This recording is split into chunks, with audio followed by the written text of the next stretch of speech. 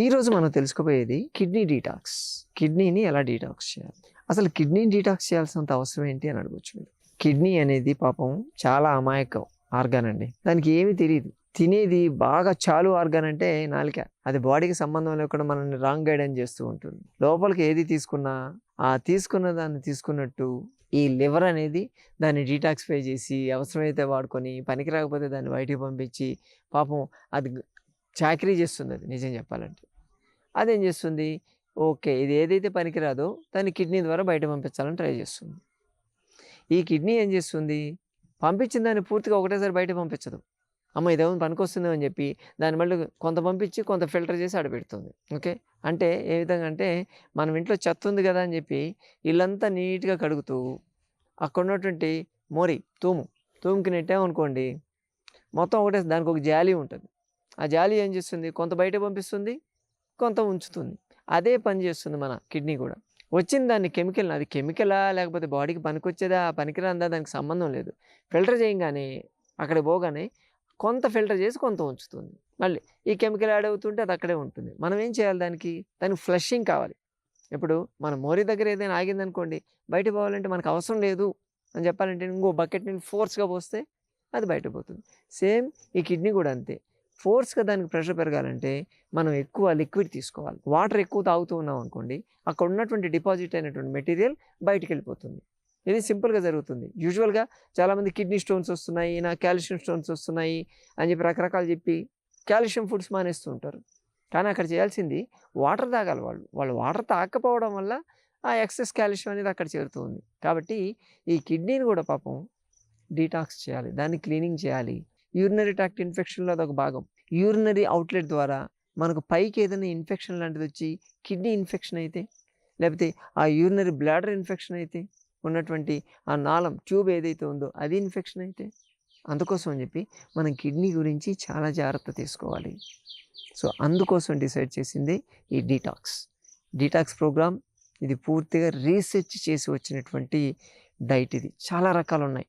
Almost all kidney detox కోసం 700 రకాల formulas try చేశారు. ఫార్ములాస్ అంటే మళ్ళీ మీరు ఏదో ట్యాబ్లెట్స్ అది అనుకోవద్దండి. మన ఇంట్లో ఉండేటువంటి ఐటమ్స్ రకరకాల కాంబినేషన్స్ ట్రై చేసి ఎక్సలెంట్ రిజల్ట్ వచ్చిన ద బెస్ట్ వన్ నేను మీతో షేర్ చేయబోతున్నాను. ఎందుకంటే ఇది చేస్తే మీ కిడ్నీ స్టోన్స్ ఇటువంటి ప్రాబ్లమ్స్ కానీ, ఇన్ఫెక్షన్స్ కానీ, సిస్టల్ ఫామ్ కావడం కానీ, లేకపోతే నెఫ్రైటిస్ సిండ్రోమ్ ఇటువంటి రావడం కానీ, ఇటువంటి ఏమీ జరగకుండా ఉంటాయి. కిడ్నీకి పైన అడ్రినల్ గ్లాండ్ ఉంటుంది, దాని ఫంక్షన్ కూడా ఎఫెక్టివ్గా ఉంటుంది. ఇది చేయడం వల్ల ఒకసారి క్లీన్ అయితే దానికి అసోసియేటెడ్ కూడా ఎఫెక్టివ్గా పనిచేస్తుంటాయి. కాబట్టి మిత్రులారా, నేను చెప్పేది జాగ్రత్తగా అబ్జర్వ్ చేయండి, రాసుకోండి. దీనికి కావాల్సిన ఐటమ్, దీన్ని చేయాల్సింది 10 రోజులే, మినిమం 10 days, అట్లీస్ట్ 1 week చేయాలి.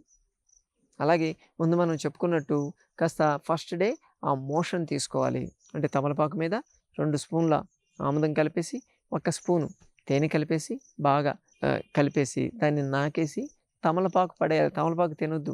అది క్లీన్ చేసుకున్న తర్వాత మీరు రెడీ చేసుకోవాల్సింది క్యారెట్, బీట్రూట్, అలాగే కీరా దోసకాయ, యాపిల్, వాటర్ మెలాన్, దాంతోపాటు కోకోనట్ వాటర్, కొబ్బరి నీళ్ళు అంటే దేవుడి దగ్గర కొట్టిన కొబ్బరి నీళ్ళు కాదండి, కొబ్బరి బొండాలు, ఆ నీళ్ళు తీసుకోవచ్చు. సో దీన్ని 2 రకాల జ్యూస్లు ఇవి. ఒకటేమో కీరా, క్యారెట్, బీట్రూట్, ఈ 3 ఒక కేటగిరీ. అలాగే water melon and Apple, coconut, ఈ 3 ఒక కేటగిరీ. ఈ 2 రకాల జ్యూస్ మనం రెడీ చేసుకోవాలి. ఎంత క్వాంటిటీ మనం తీసుకోవాలి. ఇప్పుడు కుకుంబర్ తీసుకున్నాం అనుకోండి, దోసకాయ లేదా కీరా దోసకాయ, మర్చిపోవద్దు, కీరా దోసకాయ 100 grams తీసుకోవాలి. దానికి ఈక్వల్గా బీట్రూట్ 100 grams కావాలి, ఖచ్చితంగా కావాలి. 100 grams ఇది, 100 grams ఇది తీసుకోవాలి. దాంతోపాటు క్యారెట్ 50 grams తీసుకోవాలి. చాలామంది క్యారెట్ని ఎక్కువ తీసుకోవడానికి లైక్ చేస్తారు, బీట్రూట్ కొంచెం వేరే వాసన వస్తుంది. కానీ మీ కిడ్నీ ఎఫెక్టివ్గా క్లీన్ కావాలి అంటే బీట్రూటే ఎక్కువ వాడాలి. ఈ 3 కలిపేసి గ్రైండ్ చేసేయండి. బాగా గ్రైండ్ చేయండి. దాంట్లో కొంచెం మీరు అల్లం కూడా యాడ్ చేసుకోవచ్చు కావాలంటే, అది కంపల్సరీ కాదు. దాన్ని ఫిల్టర్ చేసేసి ఆ జ్యూస్ పక్కన పెట్టుకోండి. దాన్ని తాగబోయే ముందు మీకు కావాలంటే దాంట్లో తేనె కలుపుకోవచ్చు, 1 or 2 స్పూన్స్ తేనె కలపవచ్చు. తేనె లిబరల్గా అలా ఉంటుంది. కానీ మొత్తానికి ఆ జ్యూస్ మీరు తాగాలి. ఇది ఫస్ట్ జ్యూస్. సెకండ్ జ్యూస్ మీరు ఏం చెప్పుకున్నాం మనం, వాటర్ మెలాన్, యాపిల్, కొబ్బరి నీళ్ళు. వాటర్ మెలాన్ తీసుకోండి, పుచ్చకాయ ముక్క, దాన్ని మొత్తం వెనక తీసేసి రెడ్దంతా తీసుకోండి. దాంతోపాటు యాపిల్ కూడా రెడ్ యాపిల్ పైన తొక్కు తీసేయండి, ఎందుకంటే గ్రైండింగ్ సరిగ్గా కాదు. సో యాపిల్ తీసుకోండి. ఇక్కడ ఇది కూడా 100 గ్రామ్స్ మీరు పుచ్చకాయ ముక్కలు తీసుకుంటే 50 గ్రామ్స్ యాపిల్ తీసుకోవాలి. దాంట్లో సగం మాత్రమే తీసుకోవాలి. దీంట్లో కొబ్బరి నీళ్ళు ముందు ఈ రెండు కలిపి మిక్స్ చేయండి. మిక్స్ చేసి గ్రైండ్ చేసేసేయండి బాగా. గ్రైండ్ చేసి తీసుకునే దాంట్లో తాగబోయే దాంట్లో కొబ్బరి నీళ్ళు కలుపుకోవాలి. ఇది సగం తీసుకుంటే సగం కొబ్బరి నీళ్ళు ఉండాలి. సగం వాటర్ మెలాన్ యాపిల్ మిక్సర్కి సగం కొబ్బరి నీళ్ళు 50-50 యాడ్ చేయాలి. ఈ రేషియోలోనే తీసుకోవాలి. కొంచెం జాగ్రత్తగా ఉండాలి. మనం డీల్ చేసేది కిడ్నీతో అక్కడ. సో అటు ఇటు అయినా కానీ కొంచెం ప్రాబ్లం వస్తుంది. ఏముంది, తినే కూరగాయలే కదా, లేకపోతే తినే పళ్ళే కదా, ఏది ఎలా తీసుకుంటే ఏమవుతుంది అని మొండిగా వెళ్ళొద్దు. దీన్ని పొద్దున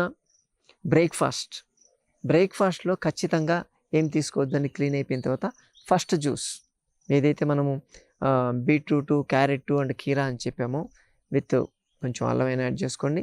తేనెతో ఎన్నిసార్లు తాగితే అన్నిసార్లు తాగండి, కానీ గంటకు ఒకసారి తాగడం మాత్రం కంపల్సరీ తీసుకోవాలి. అలాగే మధ్యాహ్నం లంచ్కి మేము సజెస్ట్ చేసేది ఇడ్లీ తీసుకోమంటాం. ఇడ్లీ దాంతోపాటు కూర తినాలి, చట్నీ కాదు.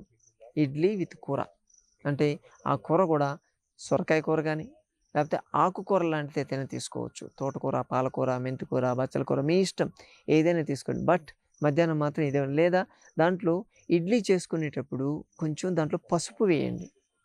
లైట్గా పసుపు వేస్తే అది కొంచెం డిస్ఇన్ఫెక్టెంట్ లాగా కూడా పనిచేస్తుంది.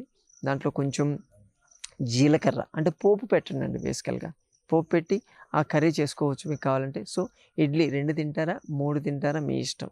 దాంట్లో ఒక ఇడ్లీకి 1 కప్పు కూర, 3 ఇడ్లీకి 3 కప్పుల కూర, ఇలా మధ్యాహ్నం ఇడ్లీ తీసుకోవాలి.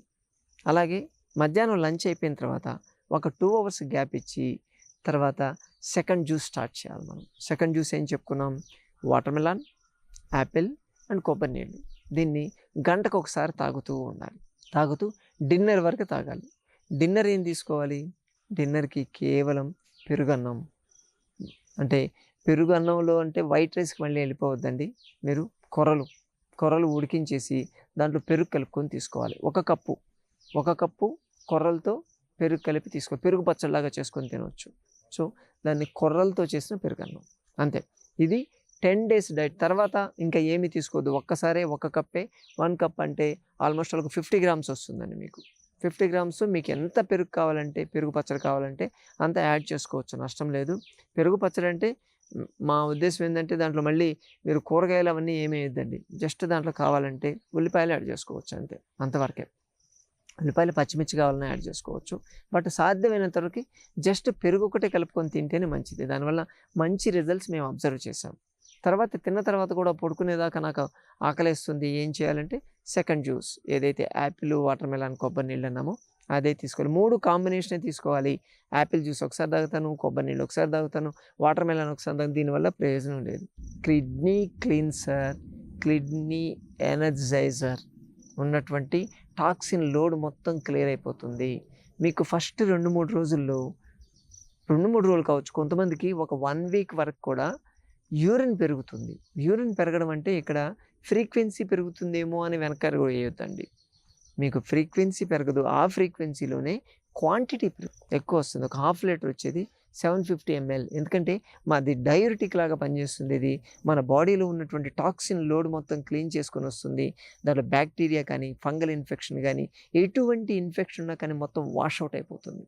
చిన్న చిన్న స్టోన్స్ లాంటి ఏదైనా ఉంటే, అప్పటికప్పుడు ఫామ్ అవుతున్నటువంటి ఏదైనా ఉంటే అవి మొత్తం కూడా పడిపోతాయి. Maybe up to 3 mm stones కూడా పడిపోయిన కేసులు మేము చూసాం. పడిపోతాయి, సెకండ్ డే, థర్డ్ డే పడిపోతూనే ఉంటాయి దీంతో. కాబట్టి ఇది చాలా ఎఫెక్టివ్ మిత్రులారా, చేయండి. ఎవరైతే కిడ్నీ డీటాక్స్ చేసుకుందాం, కిడ్నీ ప్రాబ్లమ్స్ మనకు వస్తాయని భయపడుతుంటారో వాళ్ళు చేయాల్సినటువంటి డైట్ ఇది, కిడ్నీ డీటాక్స్. మరో వీడియోతో మళ్ళీ కలుసుకుందాం. నమస్తే.